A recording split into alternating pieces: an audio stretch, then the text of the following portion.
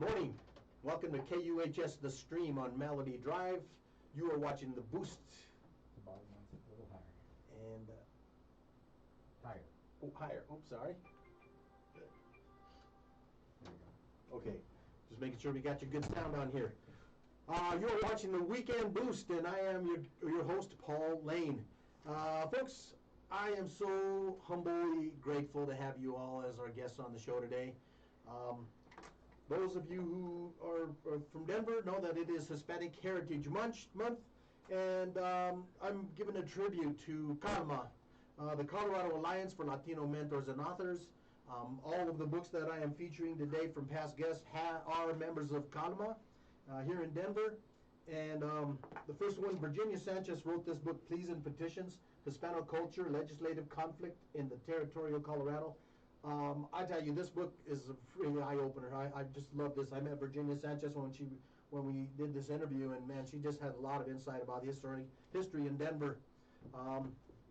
Next, we have Kimberly Sanchez Cawthorn wrote the book Love and Legacy, Amor Interno, and this is a historical novel. Actually takes place starting in the 1500s and goes to modern times. If you get a chance, very, very good, interesting historical fiction. Also, Manuel Ramos wrote the book Angels in the Wind. He was just recently inducted into the Colorado Authors Hall of Fame, and so I believe this is his 10th or his 11th, it's at least his 10th novel. So Angels in the Wind, excellent read. And last, I am the author of The Caregiver's Handbook, a self-help love story. And so, I talk a little bit about my book here and there, but this is my book, and again, I'm the author of that. If you'd like to get any of these books, you can reach out to us at the station, and we'd be glad to put you in touch with the author and get yourself a signed copy. And with that, we're going to go ahead and get started with our show. David Ronquillo, thank you so much for being our guest today. Hola. David has quite an impressive resume. He actually was the editor of La Voz for some time. Yep. He's worked with KBNO. He's worked with several communities within the city.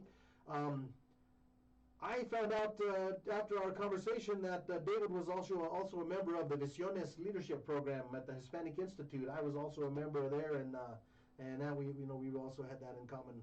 You're a veteran of the United States Army. Correct. Yes, sir. What was your MOS? I was in the veterinary service. Oh, okay. Very cool. Yeah.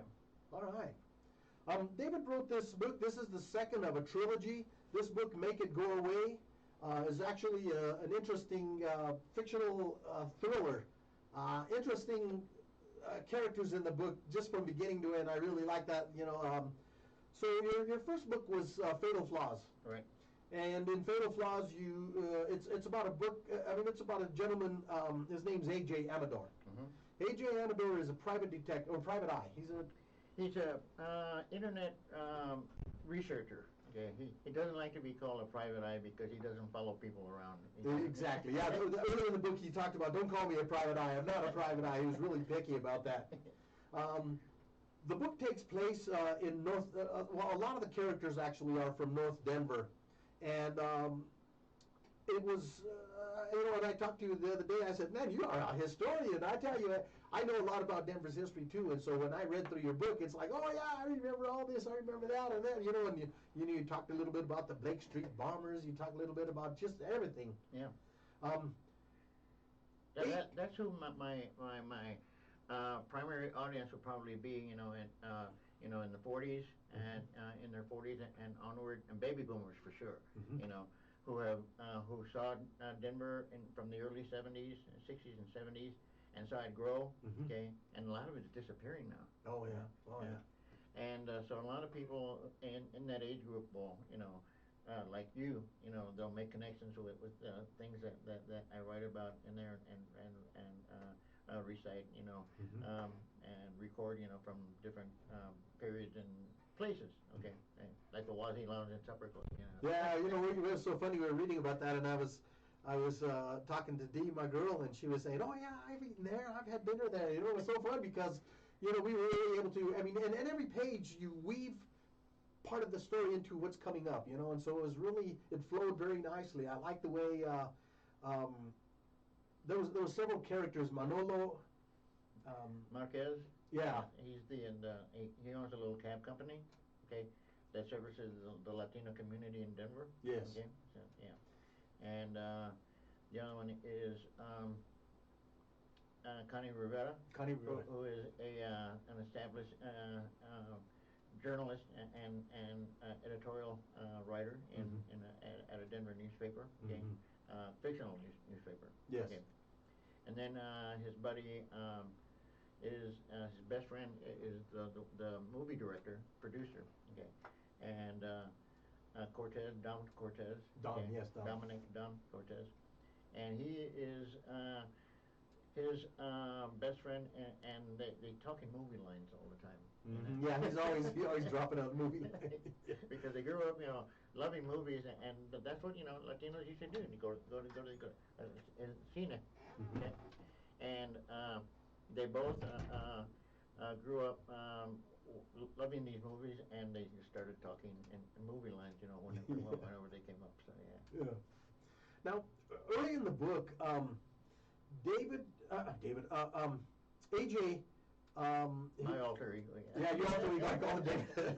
But he is actually pulled into this mystery. There was a shooting in Denver, and there's a guy that's from Mexico, a young man named Chava. Okay. And Salvador Hernandez. And Chava is the nephew of a man who was shot in Denver in a police shooting. That was a raid gone bad, essentially. It was a raid on the wrong house, and it's based loosely on an actual incident that happened in the late 90s, 1999, 1988, something like that. Ismael Mena was the victim, the poor man. He was just an innocent victim in the house of the wrong house that they raided, and he was just napping in between jobs, and became a victim of the shooting that happened. And so, in this part, in the fictional part of it, AJ is in his northern New Mexico, hideout, and he's introduced to Chava, his uncle, okay. But he doesn't speak, English, very well, and so AJ is asked by the local sheriff to help Chava, come up to Denver and claim the body and to send it back to Mexico. And it gets all complicated. Yes. After that. Yeah. So there's a company that's actually hired AJ in this story, and he's also asked to investigate why this man was killed. Yeah. And so it becomes a lot of twists and a lot of mysteries throughout the entire story. So throughout, they're trying to find out who was responsible for this death, and it seems like they're always passing the buck. Yeah, and that's what AJ's job to do, is to find out what happened and how it happened and why it happened, and it just leads to one like you say, one roadblock to another until they go. And there's in all of the books, in the first book and this one and the third one in the opening trilogy, there's always a road trip. Okay, and in this one they go to Breckenridge because a witness that they were looking for is said to have left Denver because she was afraid of getting involved with the police, and she went to Breckenridge to work there and not be involved in it. So they trace her there, and they go to find her there. So every book has a side trip in Colorado. So it's a little bit of travelogue, of Colorado. In the first book, it's the Eastern Plains and Pueblo. Okay. And then the third book that's being finished now, it'll take place in where I live right now in the area, is Brighton, Colorado, and up in the Greeley area, and all that farming part of Colorado near Denver, where a lot of Latinos work and the harvest and and immigrant labor in the fields. So it's part Colorado travelogue, part history, and but you learn about the Latino culture, throughout it all. It is my attempt to depict the Latino life in America through a microcosm of a fictional community in Denver. Now, none of the people really were real, okay? Yes, of course. So, yeah. got to say, when I was reading it, I kept thinking to myself, this has to be something from his life, because there was so much reality in what you wrote about, you know, and people's backgrounds, and so I really appreciated that. What made you decide that you wanted to be a writer? I know you've been involved with, you know, even you've been a guest columnist on the Rocky Mountain News and the Denver Post, but what made you decide, man, I'm going to write a book? I think that like a lot of people who, or writers who were in journalism, you know, and especially those who were in the cops and courts, you know, you see a lot of drama in real life, okay, and you write about it during real time, okay, but then you start thinking about, you know, plots and you know, things and characters and people who have populated your life, you know, that have made a difference and are very, very important and made an impact in how you view life. They just, you know, stand out and, you know, become part of the storyline and the plot. There's a character I like. He was Irish and he moved to Denver. And he became a priest, and he learned Spanish, fluent Spanish, and he was eating chili like crazy. And he was a friend of the character, of the main character. Yeah, the three friends, Manolo, Manny, AJ, and Dom, okay, they grew up in North Denver, okay, and they were buddies, and they protected each other against, you know, bullies, and, you know, 'cause it was a rough, you know, place to be, and you needed to have someone to have your back, okay. And then during their middle school years, this kid, his family moved from Boston to Denver, okay. He's got red hair, you know, he's totally, you know, white, okay. But he has a gift for language, and he picks up Spanish right away, you know. And he starts talking to, you know, to everyone. But he's such a nice guy and very personable that even the Cholos and the Pachucos like him. They call him El Gabacho, instead of El Gringo.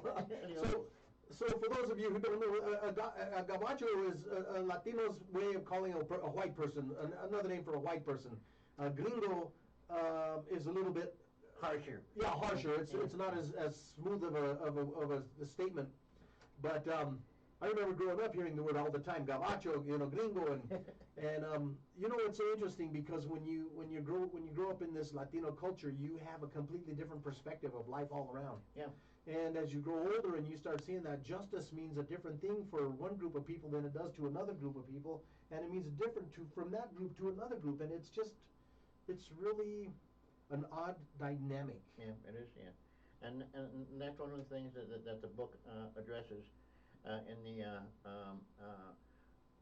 this book anyway.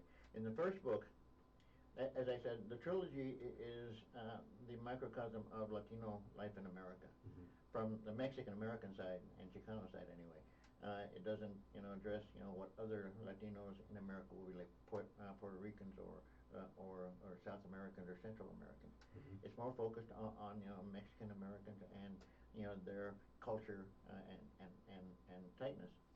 And in the first book, I address the internal squabbles that a community will have, okay? And we've all witnessed it, okay? That there are jealousies, there are, you know, petty squabbles, and that prevented unity, you know, from for a long time. We've gotten past that, I think. Do you agree? You know? Well, I think there's a lot of it still. I mean, I think that we, as a culture, have, you know, I was introduced to that as envidia, or envy. Yeah. And, you know, we have this mentality of, wow, who does she think she is getting her degree? Look at her starting her own company and don't even give me a discount. Hey, we're in business to have a business. We're not here to give it away. Yeah. And one of the things in our culture is very difficult for us to grasp that. Yeah. And that's what the first book, you know, addresses. And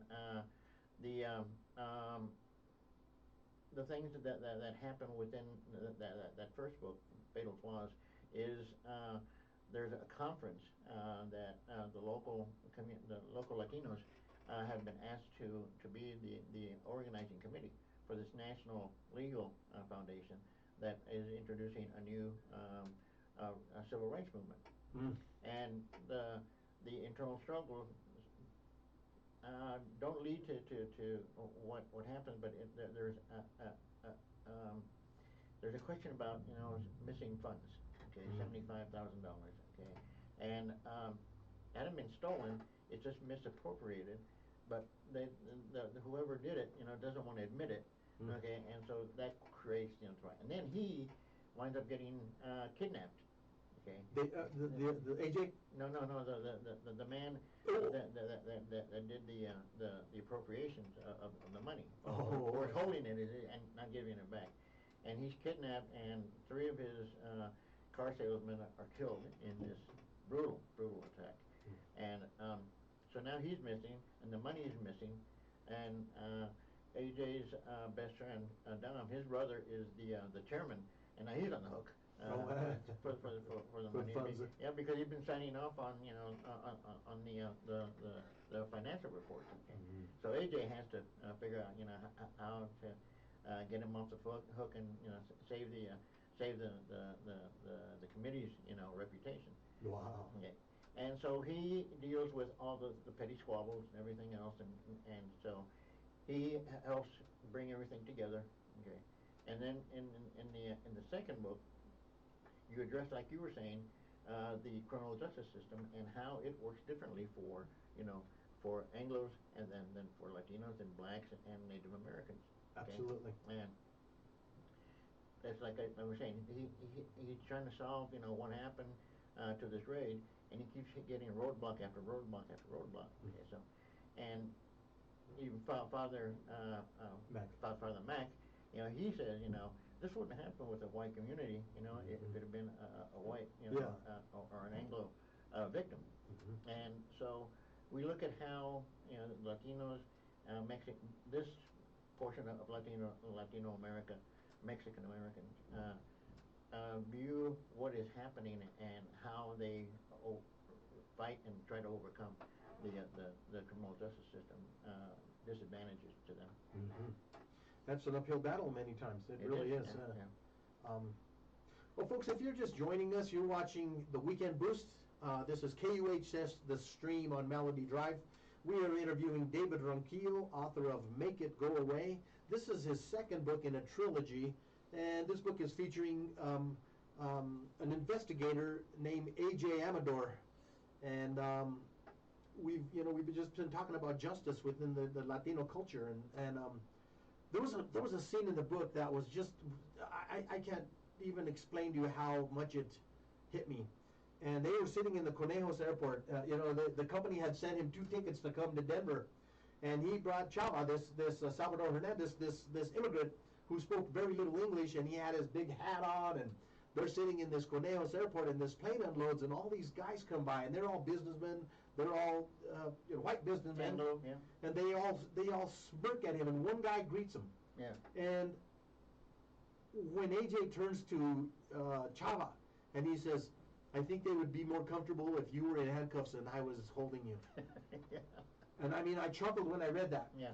But after I thought about it, I read it again, and I thought, oh my gosh, I have felt that so many times in my life.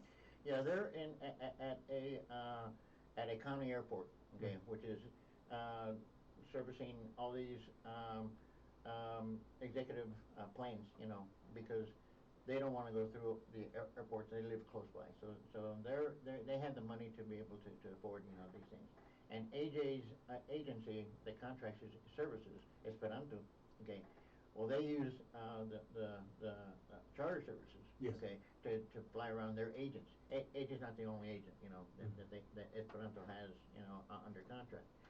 And so they secured 2 seats on a plane, at this Conejos airport in northern New Mexico, and they're waiting for the plane to land so they can get on. And the ones that are getting off, they get all their luggage, and they go walk by, and they see 2 Latinos, okay, and one especially very Mexican looking, okay. AJ, he's got his private detective gear on, with the hat and everything, so he's not as out of place, but definitely Chava, shouldn't be there according to what these people are thinking. In their perception, yes. In their perception. and it is an example of something that we've all experienced. Okay, you go into a high price restaurant, okay, and there's people look at you and say, "What are you doing here?" Yes. Yes. Okay. And this has happened, throughout all our history. Oh yeah. Okay? Oh. You know, the fact that you are not expected to be there. Okay, so you feel it, you sense it. Yes. And this is what I tried to portray in that scene, and you picked up on it. So, Man, I'm telling you, that hit me hard, David. I mean, when I read that, I read out loud when I read your book, any book that I try to read as much of it out loud as I can because I want to feel it. I want to get as much out of it as I can. But when I read that, I was almost hurt. I was just really devastated because, like I said, I couldn't put my finger on it. What did I feel when I walked in that restaurant, or what did I feel when I walked in that store and someone followed me all the way through it? And that was exactly what it was. You would feel more comfortable if I was restrained, and that was a sad commentary. I'm glad you picked up on it. It's good. As the characters are, developing in the story, and AJ's, he's showing his character. He's an ornery guy. He's a stinker, man. He don't care what anyone thinks. Well, that's why I'm branding. This is the A.J. Amador series, and the first 3 books are called Latino Liturgy, okay? And that's my website also too, latinoliturgy.com, and you can get all information about all the books in there.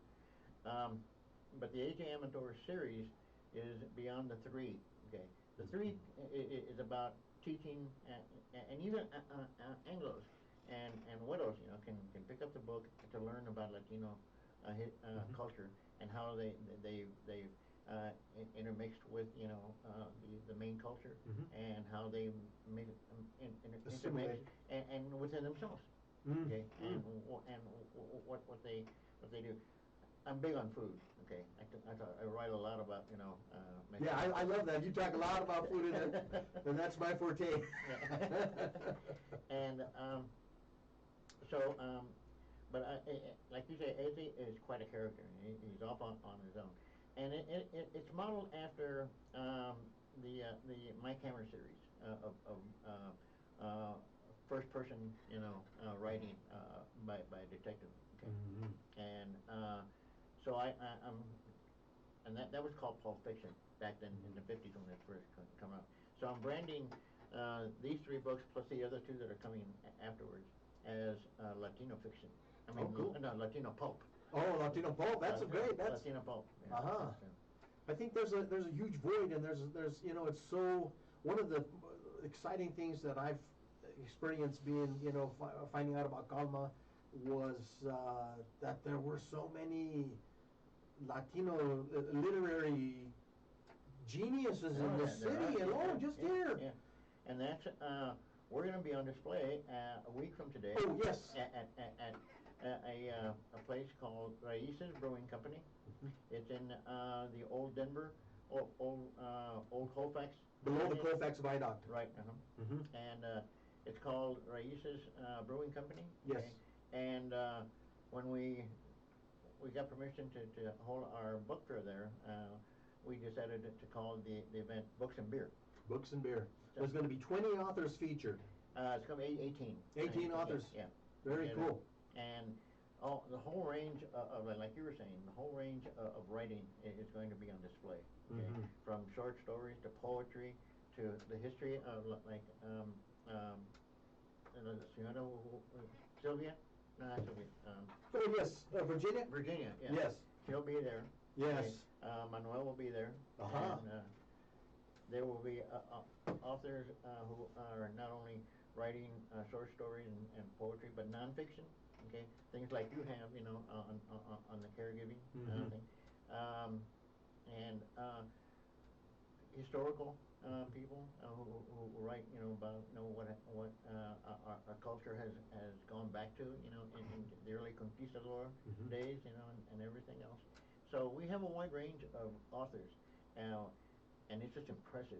When you talk to them, when you talk to them, you know, you're thinking, wow, these people are just incredibly intelligent. Oh, Okay? oh. And, you know, and it's humbling.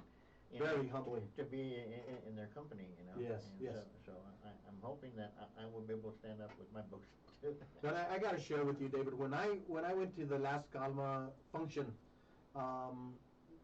we decided to go, and I got in there and I started talking to some of the authors there, and I had just interviewed Manuel Ramos, and I was humbled by that because, man, that's a great book. And Yeah.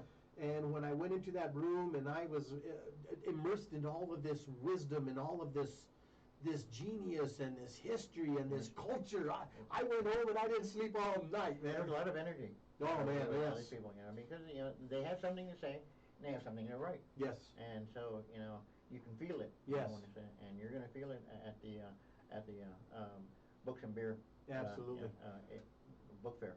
I also want to next Saturday. Next Saturday, the 25th. 25th, between 2 and 6. Between Okay. 2 and 6. Okay. I also want to make sure that I don't forget Karen Trujillo. You really make all this possible, and you know your emails are very informative, and you know it's very nice that you've been able to put me in touch with such fine quality authors and people. So Karen, thank you. If you're listening, I just want to thank you. There's so many people in Calma that are dedicated to what this is going on, and she is one of the most dedicated. Yes, okay? she is. Cristina Montoya, Kim Sanchez, also they're all Frank Avila Yes. and Ricardo Lafore, Yeah. and they're all part of that's the core founders of Calma, and they are just incredible in what they've envisioned and what the people that they brought on to help put it out there. Magical. Yeah. Really magical. So that is Calma, folks. CALMA. That's Colorado Alliance for Latino Mentors and Authors. He's got his Calma shirt on, and I was just so excited when you had that shirt on. I really got to say that was just really awesome to be even a small part of it. Now, when you start writing a book, David, how do you formulate your plan, or do you just start writing and then, because I always ask my mystery writers, how did you come up with this? I will answer like most mystery writers. I don't know. It just it just starts formulating up there. Something happens that kicks off your sequence of wow, that's pretty interesting. Yeah, how that would happen.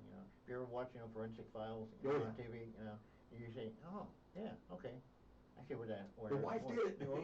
I see where that leads, and then you start adding, your own pieces to it. Okay, and for me, it was people that I've met, people that I've talked to, people that I've admired, people that I've had, run-ins with. Okay, AJ has a continuous run-in with this detective, Denver police detective, Pacheco, and. So there have been people that didn't treat me right, or I didn't treat them right, or something happened. We didn't get along, and so there are good people, there are bad people, and all of a sudden they start populating, what you're doing, and they pop in, and you start developing their characters. And for me, the big thing is the most important thing is dialogue. That's what I really work on. Make sure that each character has his own speaking voice, her own speaking voice, and so that you can tell the difference between Manolo, Manny, and Dom, and his brother, and Connie, of course, and all the different characters that are in there. Because when you go through life, okay, people speak to you in different ways, in different tones, okay, and you see the difference, in the world, okay, through their differences. Okay, and how they view things, and how they talk things, and how they put it to you, and that's what drives my my work in terms of developing the plot and the subplots and the intricacies that they go into everything else. Yeah, man, there's quite a complexity there, because it's not just start typing, and I always talk to people, and I ask them, what advice do you have for people, and usually they'll say, well, just start typing, and sometimes it takes a little bit more than that. It takes a lot of forethought, and it takes a lot of experience, I think being able to draw upon your life experiences, your life characters, really has to be influential for you.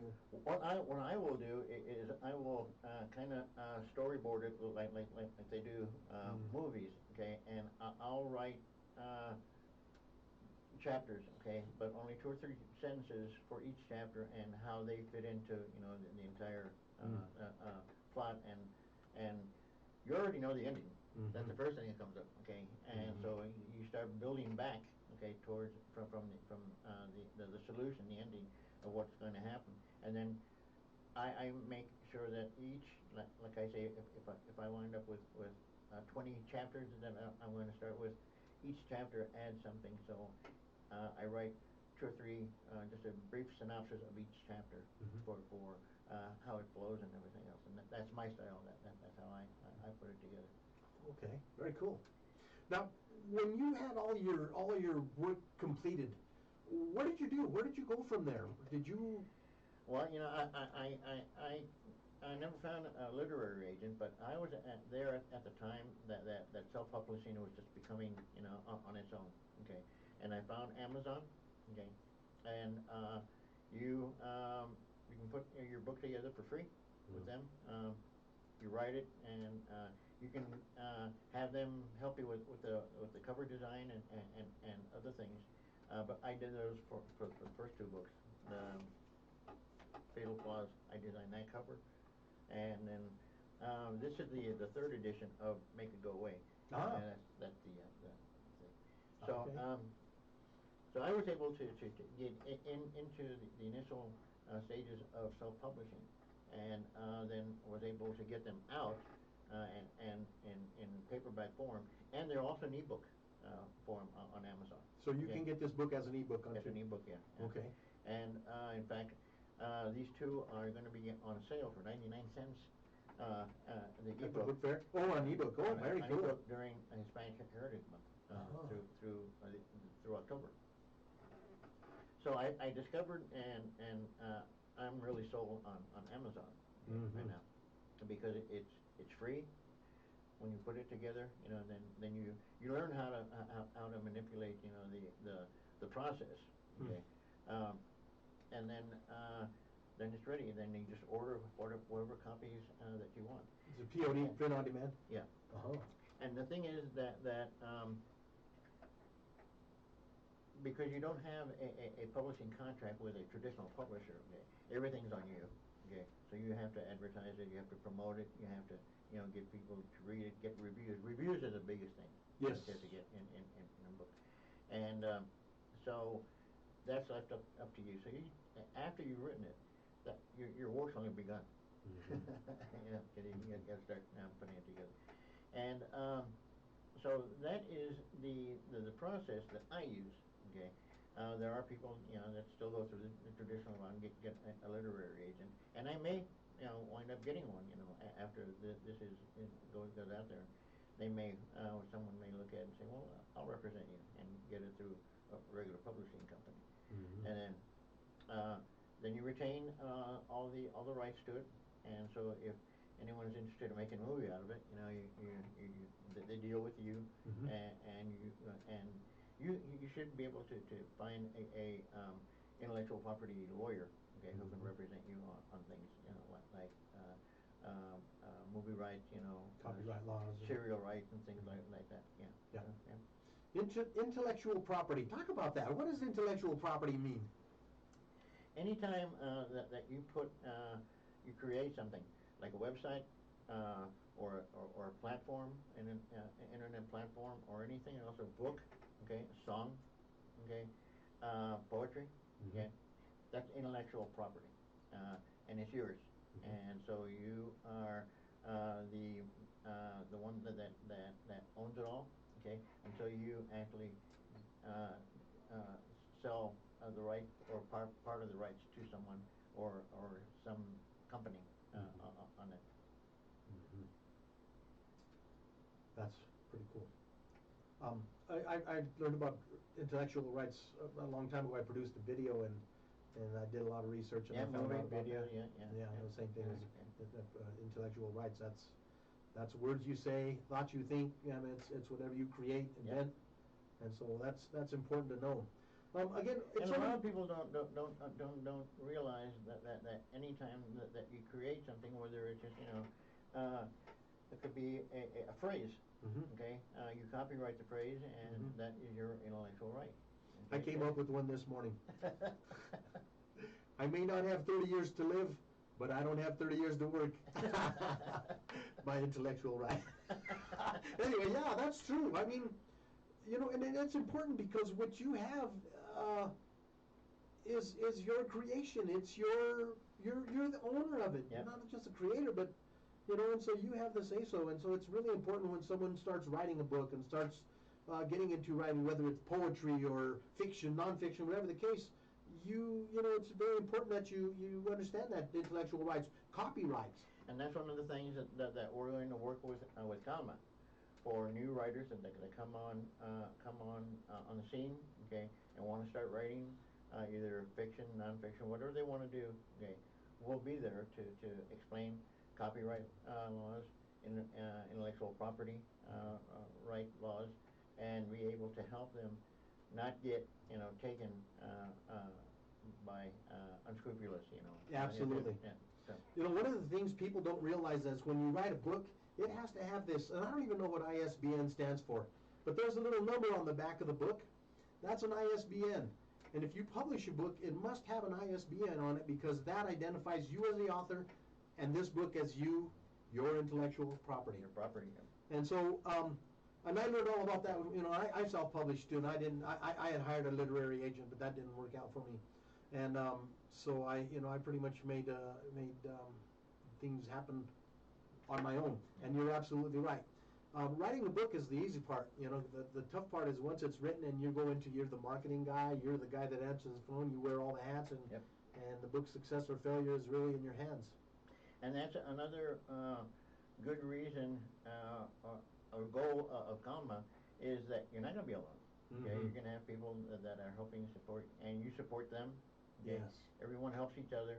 Okay, in getting that done, so that your books are promoted. Okay, you are promoted as the writer. So it's been a long time coming. Something like this. It really is. It's a great an idea whose time has come. Yep. Nothing is so powerful. Yes, nothing is so powerful as an idea whose time has come. I love that statement, and it's such a true statement. Your book is available at the Tattered Cover.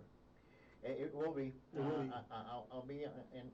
They just had the first Latino writers book in. I can't remember the exact title of the program. Who will be featured and I think it was yesterday in a podcast and a presentation, and then their books are going to be carried by Tattered Cover on commission. Okay, and then there's another group coming up soon, and I'll be in that group. Wow. And so the hard copy will be put in there. And the thing is that you have to buy your own copies to have them distributed there. You're the distributor too. Yes. Yeah. I had my book at the Tattered Cover, and I went through all that too, and keep bringing them books when they need them. Yep. We need 6 more books or whatever. Yeah. Yeah. And so I hope that's going to happen. But I think that I'm going to really promote the ebook. It has become such a popular genre for people who read. Okay, they carry their little tablet, okay, and they download the book and carry it in there instead of having a bookcase full of books. Yes. It's all in their ebook reader. Yes. Okay. I've heard of quite a few stories of authors who said, "I'm going to give my book away," and they give the book away, and they became overnight bestsellers just because they did that. They did give it away, and so. I think that's I really do. I think that's a great idea. And that's another thing that we're going to be teaching writers at Kama how to get their books in ebook form. Okay, there's different venues for that. Okay, not only Amazon. but others, okay. Mhm. And then there's the vanity press, you know, that's been around for a long time. But you got to be careful because they may ask for a lot of money Yep. and not be able to provide, you know, the what you want, Yep. okay, in the end. And in the end, they may change your whole story. I've talked to authors who have done that, and they found, you know, literary agents who found publishers, and in the end, their story was nothing like what they originally started out with. So, I mean, there's advantages, there's disadvantages, but it's, you know, it's definitely... It has become a complex world in literary. Yes. Literary circles, in literature. And so we need advocates like Alma, you know, to be sure that new writers understand what's out there, okay, help with putting it together, okay, making the right decisions or giving them advice for them to make the right decision, Yes. okay, for themselves, okay. But we have a wealth of experience, you know, in Calma with the people that are there, a wealth of energy. Oh, big time. And no one is discouraging you to be a writer. They're encouraging you to be a writer. Yes. And again, folks, next Saturday, the 25th, at 2060 West Colfax, and the name of that bar is Raices, and it's a clean looking place, guys. I drove by there last weekend because I wanted to know where it was. I didn't want to get lost, and it's a real nice little area.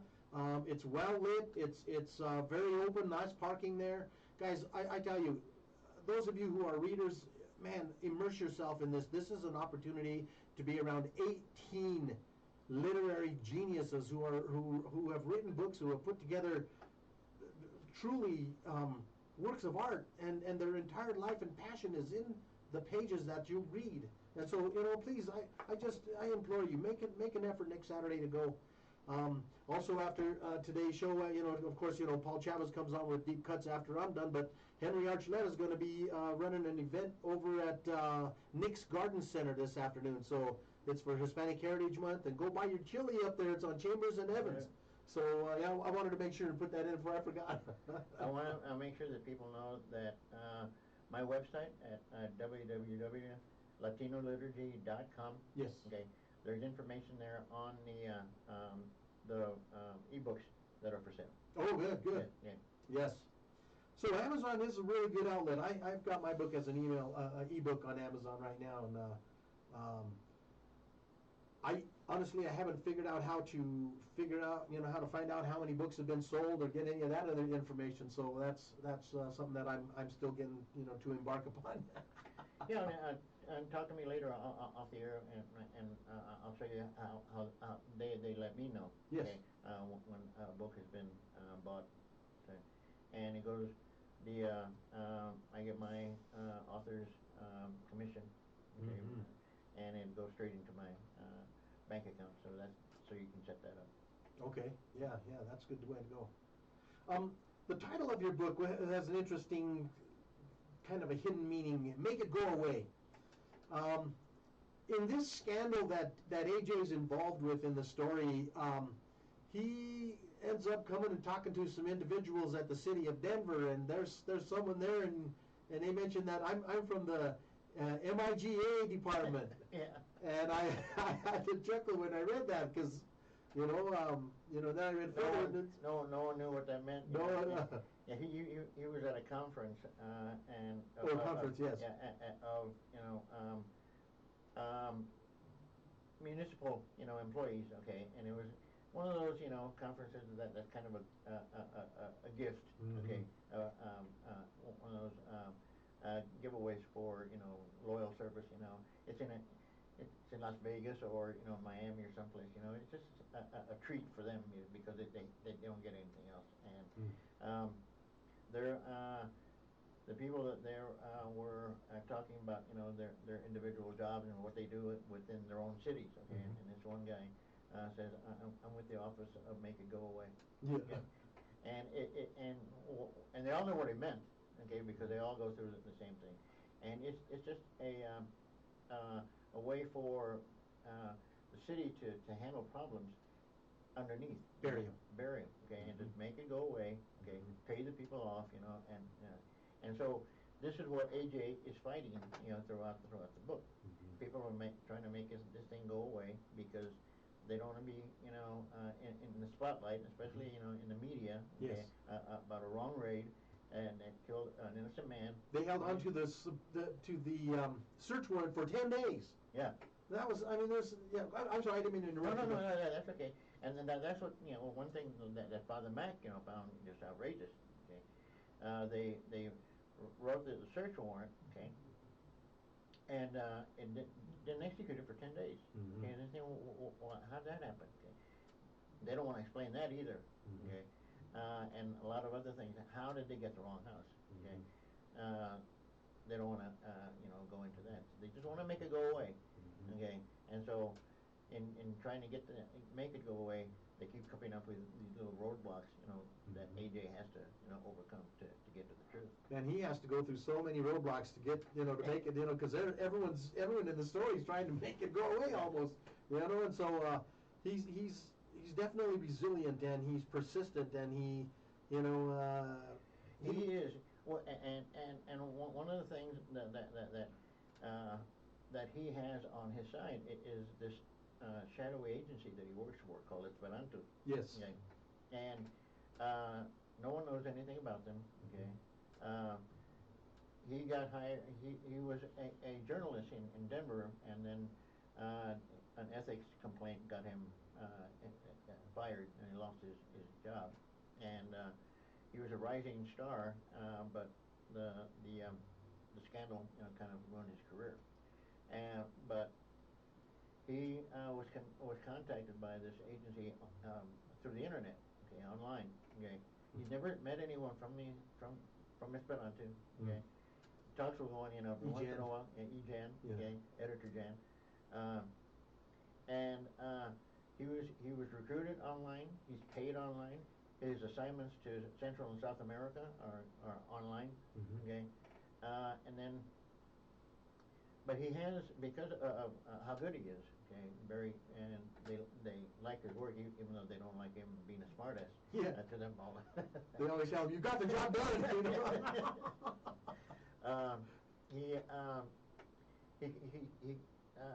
He relies on them also for help in getting information and getting around some of these roadblocks. Mhm. Okay, so he has a very powerful ally, Mhm. in the internet. Mhm. Uh, Yeah, that was pretty a good part of the story. And you talked about food. Berta. Berta. Yeah, she loves to cook. Well, he has quite a few ladies that he frequents and visits. And wasn't Berta was the one that really liked to cook? The one, no, that was Manny's wife. Oh, okay. Manny's wife, Adele. Adele. And Adela. She is, the typical matriarch of the family. Mhm. Okay, runs the house and runs the kitchen.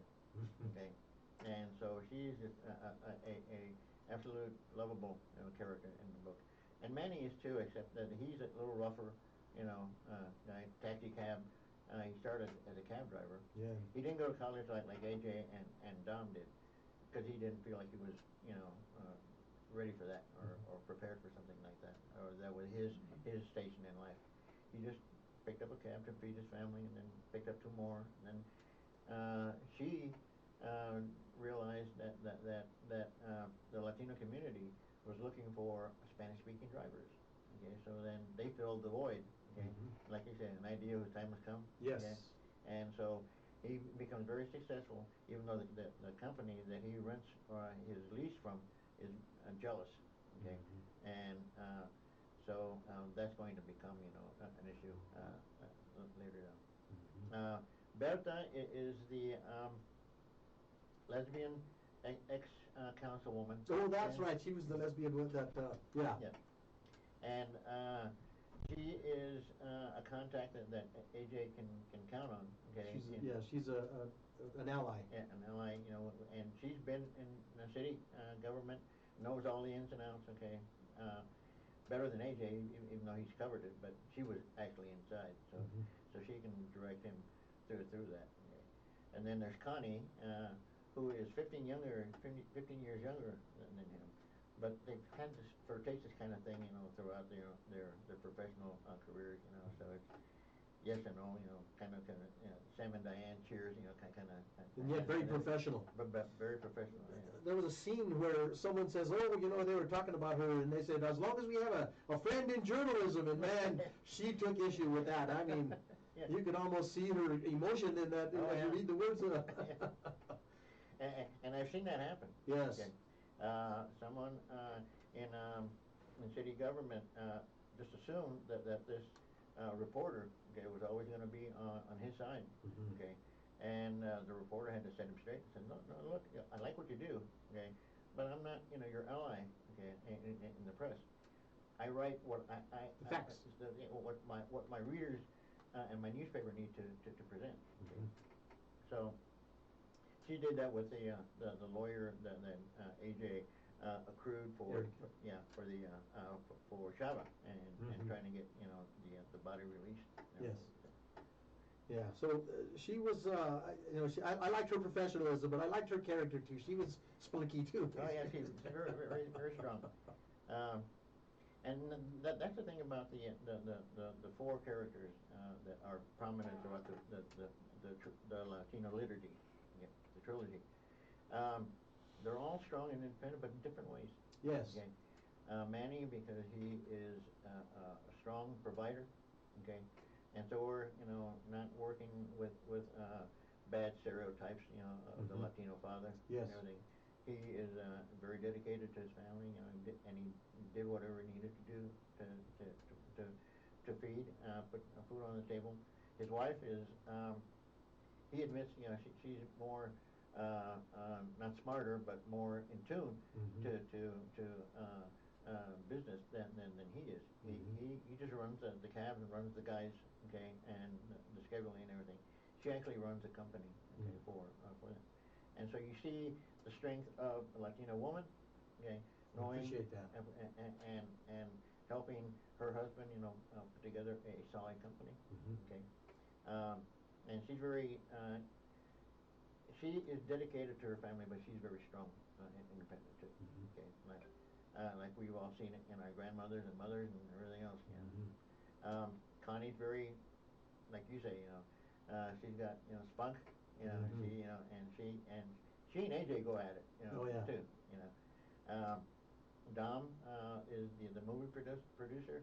He's very independent and strong in his line of work. Okay.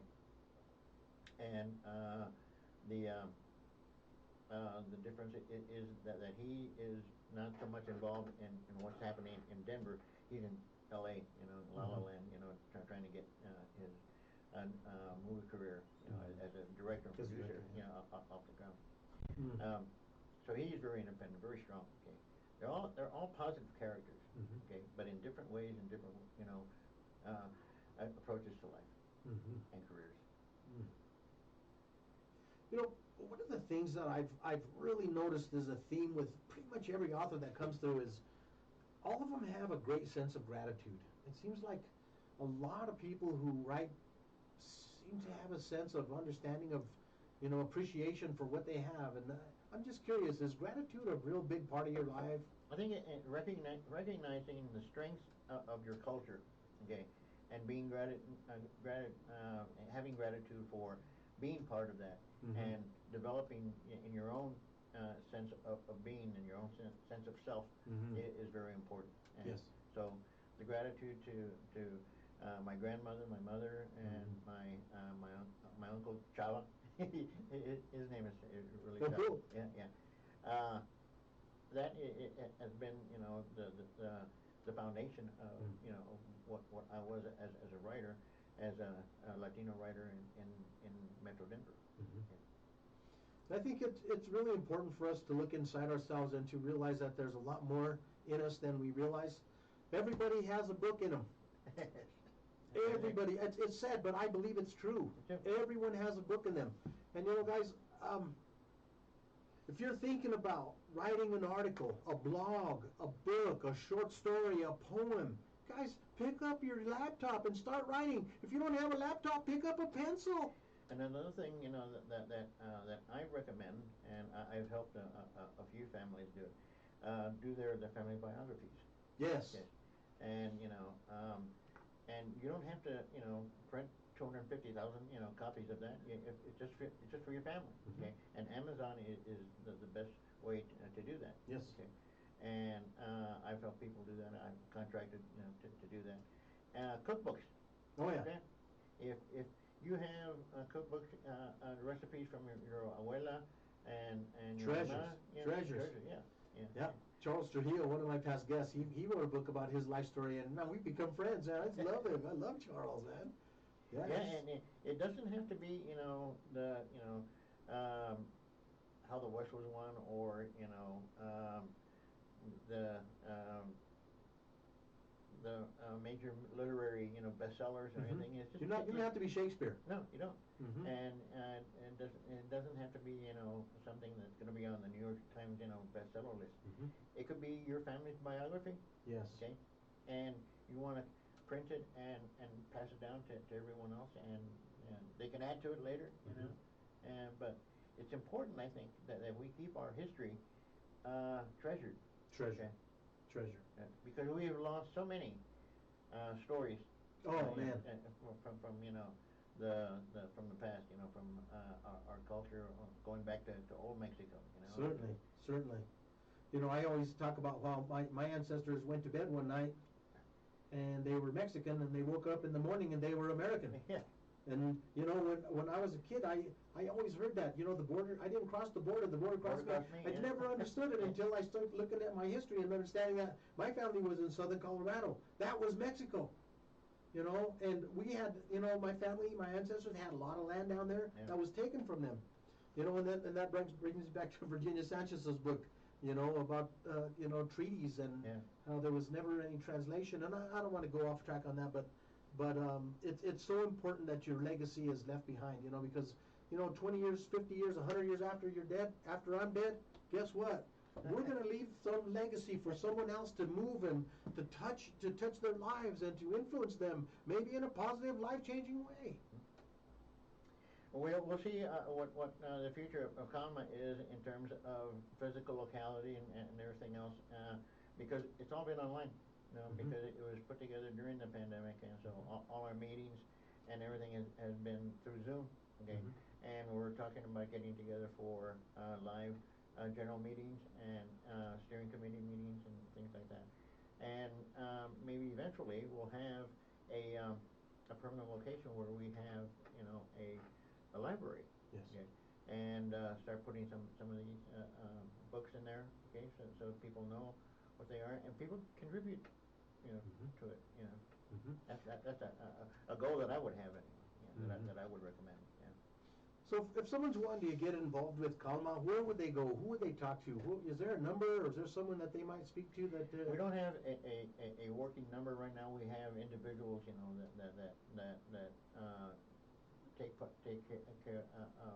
take care of certain parts of it, but you can write to look on Colorado.com, okay, and there'll be a link there Yes. for you to be able to get in touch with someone.